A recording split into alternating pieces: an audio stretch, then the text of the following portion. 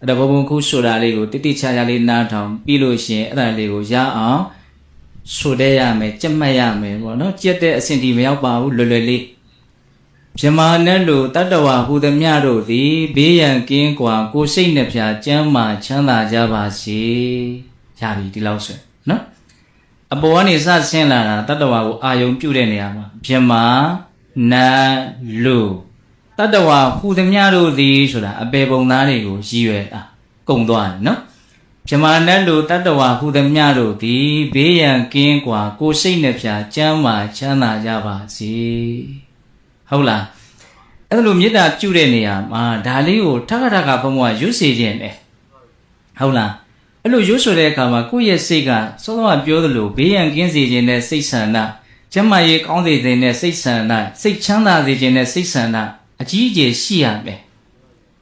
မြတ်စွာဘုရားကတော့ရှင်းအောင်ဥပမာလေးနဲ့ပေးတယ်မေတ္တာထားတဲ့အခါမှာဘလို့ထားရမှာတော့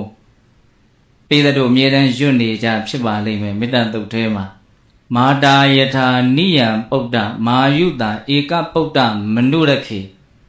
ဒါမေတ္တာမထားတတ်တဲ့ပုဂ္ဂိုလ်တွေထားတတ်အောင်ဥပမာပေးတာတူရီသောသားကိုမိခင်ဟာစောင့်ရှောက်သလိုမျိုးကောင်းစေခြင်းသလိုမျိုးသမီးတောင်မပြောဘူးနော်ရေဘူးရသမီးနဲ့သားဆိုရင်သားကိုချစ်ကြတာ哦သားသမီးက3-4ယောက်ရှိတယ်ဆိုရင်တော့အချစ်တွေကဖွဲနေရမှာဆိုလို့ဧကပုဒ္ဒတယောက်သေးသောသားဟုတ်လားအဲ့ဒါရဲ့ပုံမှာမိခင်ဟာဘလောက်ကောင်းစေခြင်းပဲလေဘေးရန်လည်းမတွေ့စေခြင်းဘူးကျမ်းမာရေးလည်းမဖောက်ပြန်စေခြင်းဘူးစိတ်ဆင်းရဲစရာလည်းမတွေ့စေခြင်းဘူးအဲ့ဒါလိုပဲတဲ့တတ္တဝါတွေရဲ့ပုံမှာတူရီသောသားရဲ့ပုံမှာထားတဲ့စိတ်ထားမျိုးထားရမယ်တဲ့နားမလည်တယ်ပါရှိတော့အားမရှိဘူးနော်ကိုချင်းစာစိတ်နဲ့လည်းပဲမေတ္တာတရားထားရမယ်ဒါကြောင့်မေတ္တာပို့ရင်ကိုအရင်ပို့ရတယ်ဘာဖြစ်လို့လဲဆိုတော့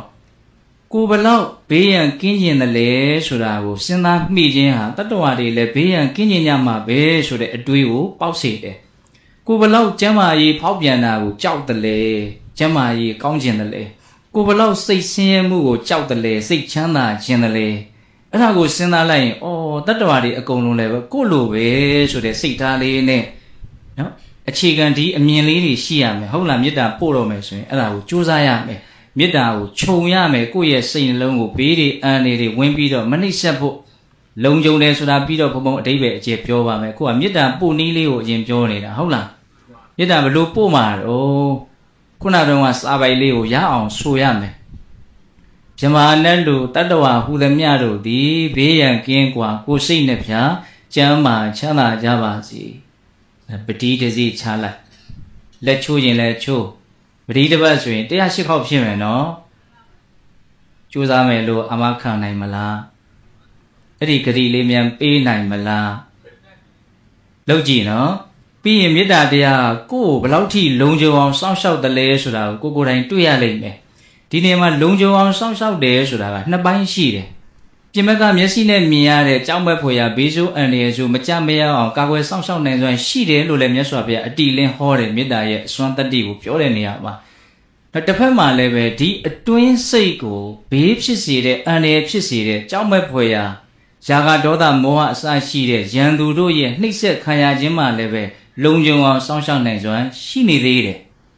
အဲ့ဒီလုံခြုံမှုကပိုလေးနဲ့တယ်နော်ပြင်ဘက်ကအန္တရာယ်ကိုလုံခြုံအောင်စောင့်ရှောက်နိုင်တဲ့အစွမ်းနဲ့မကဘူးအတွင်းစိတ်ကိုပါအန္တရာယ်ဖြစ်စေမဲ့အရာတွေကနေကာကွယ်ပေးနိုင်စွမ်းလည်းရှိနေသေးတယ်မေတ္တာတရားရဲ့စွမ်းရည်ဟုတ်လားအဲ့ဒါကိုဘုံဘုံတို့ကနားလည်ပြီးတော့မေတ္တာပွားလို့စိတ်ကိုထက်သန်စေပြီးတော့မေတ္တာကိုပွားကြည့်ရမယ်ဟုတ်လား